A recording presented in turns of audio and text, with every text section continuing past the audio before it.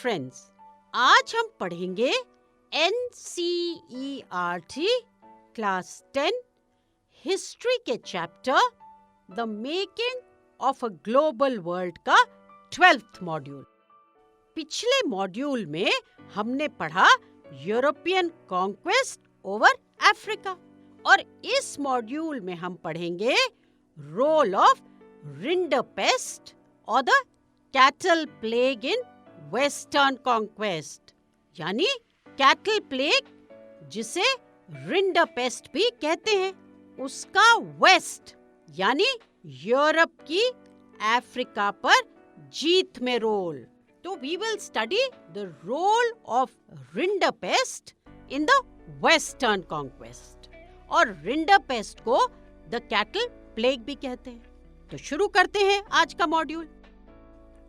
Africa में 1890s में एक फास्ट स्प्रेडिंग मतलब बहुत तेजी से फैलने वाली बीमारी फैली जिसका नाम था कैटल प्लेग, या हम जिसे कहते हैं रिंडरपेस्ट। इस बीमारी का लोगों की लाइफ और इकोनॉमी पर बहुत टेरिफाइंग यानी भयानक इफेक्ट हुआ। ये एक एग्जाम्पल है जो हमें क्लियरली दिखाता है कि कैसे कॉन्क्वेस्ट के पीरियड में, मतलब एक ऐसा टाइम पीरियड जिसमें कॉन्क्वेस्ट कई चेंजेस लाते थे, उस पीरियड में एक कैटल डिजीज ने कैसे हजारों लोगों की लाइफ्स और लाइवलीहुड्स और उनके रिलेशनशिप्स विद अदर कंट्रीज को रीशेप किया। तो सोचो, एक ऐसा टाइम पीरियड जिसमें कॉन्क्वेस्ट बहुत इंपॉर्टेंट थे और वो कई चेंजेस लाते थे। तो सोचो उस पीरियड में, जिस पीरियड में कॉन्क्वेस्ट बहुत इंपॉर्टेंट थे और चेंजेस लाते थे, उस पीरियड में एक कैटल डिजीज जिसका नाम था रिंडरपेस्ट, उसने हजारों की लाइव्स, उनके लाइवलीहुड्स, उनके रिलेशनशिप्स विद अदर कंट्रीज को रीशेप कर दिया। अब ये रिंडरपेस्ट क्या था? रिंडरपेस्ट या कैटल प्लेग, जैसा कि नाम से ही पता चलता है, कैटल में स्प्रेड होने वाली डिजीज थी। रिंडरपेस्ट सिर्फ कैटल को होता था, लेकिन देखो फिर भी इसने हजारों लोगों की लाइफ और उनके फॉर्च्यून जो हैं बदल दिए, एकदम चेंज कर दिए।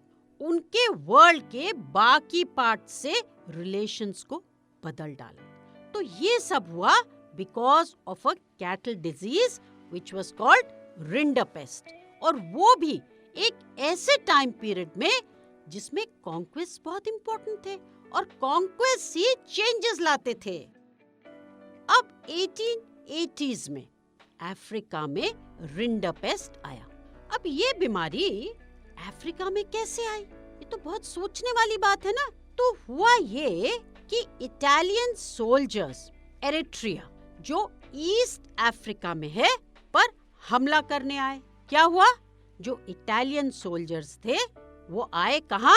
एरिट्रिया में। एरिट्रिया कहाँ है? ईस्ट अफ्रीका में।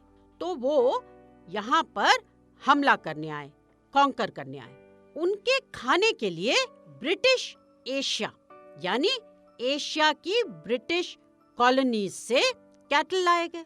अब इटालियन सोल्जर्स आए हैं ना, तो उनको खाने के लिए तो कुछ चाहिए होगा ना। तो उनके खाने के लिए क्या हुआ? जो एशिया की ब्रिटिश कॉलोनीज थी वहां से कैटल लाए गए।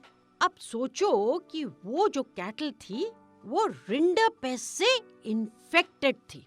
ईस्ट अफ्रीका में एंटर होने के बाद ये डिजीज फॉरेस्ट फायर की तरह बहुत तेजी से स्प्रेड हुई और वेस्ट अफ्रीका से होते हुए 1892 में अफ्रीका के अटलांटिक कोस्ट तक पहुंच गई।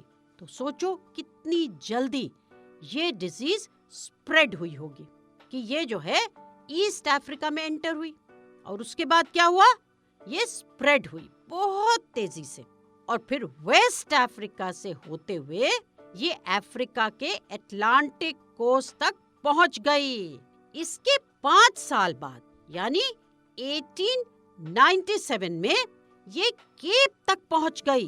तो सोचो, एक कैटल डिजीज जिसे रिंडरपेस्ट के नाम से जाना जाता है, वो अफ्रीका में एंटर हुई थ्रू ईस्ट अफ्रीका, फिर पहुंची वेस्ट अफ्रीका और फिर अफ्रीका के अटलांटिक कोस्ट तक पहुंच गई और 5 साल बाद ये पहुंच गई केप। अब केप जो है अफ्रीका का सदर्न मोस्ट टिप है। तो रिंडरपेस्ट के ईस्ट अफ्रीका से शुरू होकर केप पहुंचने में 90% कैटल खत्म हो गए। तो सोचो, ये डिजीज ने 90% कैटल को खत्म कर दिया। और तुम्हें याद होगा, अफ्रीका के लोग किस पर डिपेंडेंट थे? 2 चीजों पर, लैंड और लाइवस्टॉक। अब लाइवस्टॉक को क्या हुआ? 90% ऑफ देम खत्म हो गए। They died because of the disease called rinderpest. और ये आई कहां से थी? ये आई थी एशिया की ब्रिटिश कॉलोनीज से जो कैटल लाए गए थे, उनमें ये डिजीज थी। और ये जो कैटल थे, ये लाए गए थे टू फीड इटालियन सोल्जर्स जो एरिट्रिया में हमला करने आए थे। तो सोचो, ये cattle disease spread like fire और फाइनली केप पहुंच गई और वहां पहुंचने तक 90% ऑफ द कैटल खत्म हो गए थे। अब क्या हुआ? कैटल के लॉस ने अफ्रीका के लोगों का लाइवलीहुड डिस्ट्रॉय कर दिया। ये तो पता ही है तुम्हें कि वो कैटल पर डिपेंडेंट थे। तो हमने पढ़ा था ना कि वो लोग लाइवलीहुड के लिए 2 चीजों पर डिपेंड करते थे। कौन सी 2 चीजें थी? Land and cattle. उनमें से एक यानी कैटल रिंडरपेस्ट से डिस्ट्रॉय हो गई। जो स्केर्स यानी थोड़े से कैटल बचे हुए थे, जो उन्हें माइन ओनर्स और कॉलोनियल गवर्नमेंट ने सक्सेसफुली मोनोपोलाइज कर लिया। मतलब उन्हें अपने कब्जे में ले लिया। अब ये क्यों करा उन्होंने? ताकि अफ्रीकन्स को लेबर मार्केट में जाने पर वो मजबूर कर सके। स्केर्स रिसोर्स ऑफ कैटल पर कंट्रोल करने से यूरोपियन कॉलोनाइजर्स के लिए अफ्रीका के बचे हुए हिस्सों को कॉन्कर करना पॉसिबल हो गया। तो कैटल का लॉस हुआ, 90% ऑफ द कैटल खत्म हो गया बिकॉज ऑफ कौन सी डिजीज? हाँ, रिंडरपेस्ट। तो अब क्या हुआ? अब अफ्रीका के लोगों का लाइवलीहुड जो है वो डिस्ट्रॉय हो गया और थोड़ी बहुत जो कैटल बची थी, स्केर्स कैटल जिसको हम कहते हैं, उनको माइन ओनर्स और कॉलोनियल गवर्नमेंट ने मोनोपोलाइज कर लिया, मतलब अपने कब्जे में ले लिया। और इससे क्या हुआ? अफ्रीकन्स को अब लेबर मार्केट में जाना पड़ा क्योंकि उनके पास अब कोई सोर्स ऑफ लाइवलीहुड थे ही नहीं। वो मजबूर हो गए कि लेबर मार्केट में जाएं, काम करें और वेजेस लें। अब स्केर्स रिसोर्स ऑफ कैटल पर, मतलब जो थोड़ी बहुत कैटल बची थी, उसको हम कहते हैं स्केर्स रिसोर्स, क्योंकि कैटल तो वहां का रिसोर्स था। सो स्केर्स रिसोर्स ऑफ कैटल पर यूरोपियन कॉलोनाइजर्स ने अपना कंट्रोल जमा लिया और इससे क्या हुआ?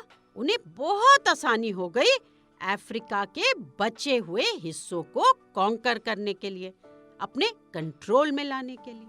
तो ये था वेस्टर्न कॉन्क्वेस्ट का एक और negative effect. 19th century world में ऐसी बहुत सारी स्टोरीज हैं जिन्हें हम आगे पढ़ेंगे।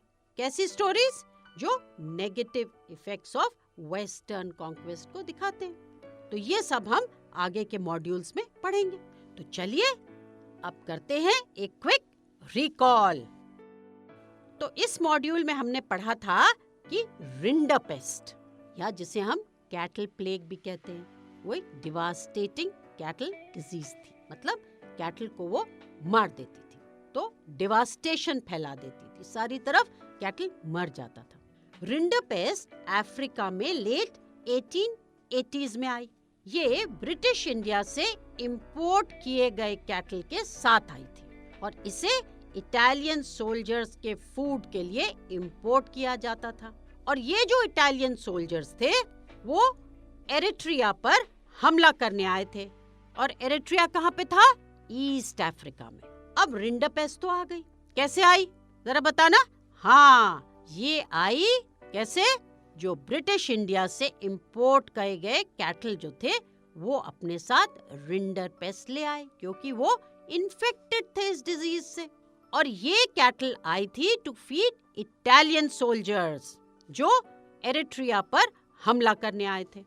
अब रिंडरपेस्ट तो आ गई, आते ही फॉरेस्ट फायर की तरह फैल गई और विद इन 5 years ये जो है केप तक पहुंच गई। और केप तक पहुंचने में 90% कैटल को इस डिजीज ने खत्म कर दिया। अब इस लॉस ऑफ कैटल ने क्या करा? अफ्रीकन लाइवलीहुड्स को डिस्ट्रॉय कर दिया। क्यों? ये तो आपको पता ही है कि जो अफ्रीकन्स थे वो 2 चीजों पे डिपेंडेंट थे, लैंड और कैटल। लैंड तो आपको पता ही है कैसे उन्होंने ले ली इनसे, थ्रू इनहेरिटेंस लॉज, या उन्होंने करा कि भाई ज्यादा taxes, very high taxes.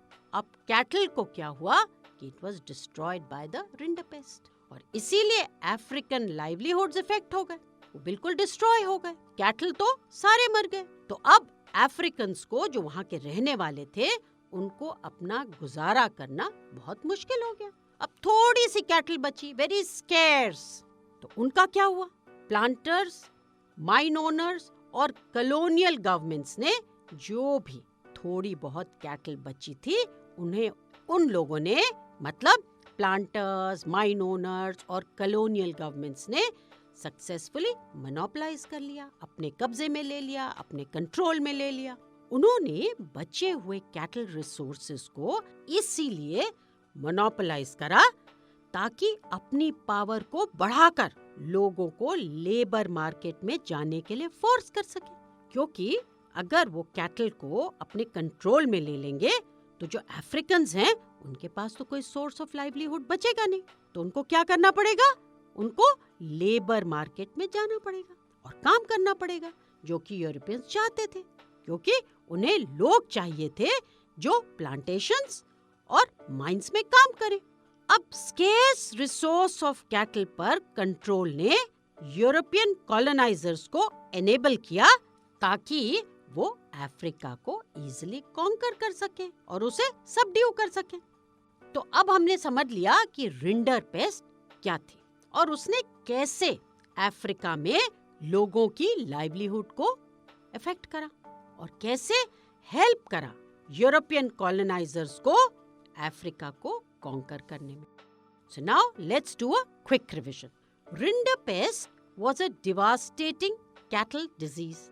Rinderpest arrived in Africa in the late 1880s. It was carried by infected cattle imported from British Asia. It was imported to feed Italian soldiers invading Eritrea in East Africa.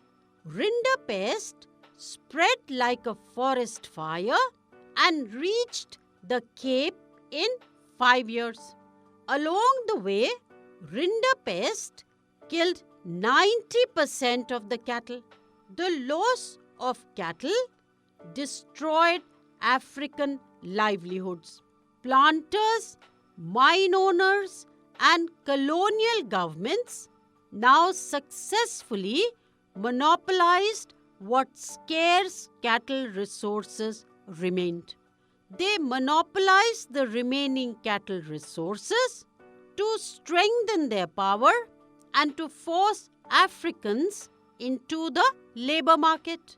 Control over the scarce resource of cattle enabled European colonizers to conquer and subdue Africa. तो अब हमारा यह module यही खत्म होता है और हमने इस मॉड्यूल के हर एक इम्पोर्टेंट पॉइंट को बहुत अच्छे से समझा है और उसका रिवीजन भी करा है। तो अब इस मॉड्यूल पर बेस्ड कोई भी क्वेश्चन आप बहुत आसानी से आंसर कर सकते हैं। तो चलते हैं क्वेश्चंस की ओर।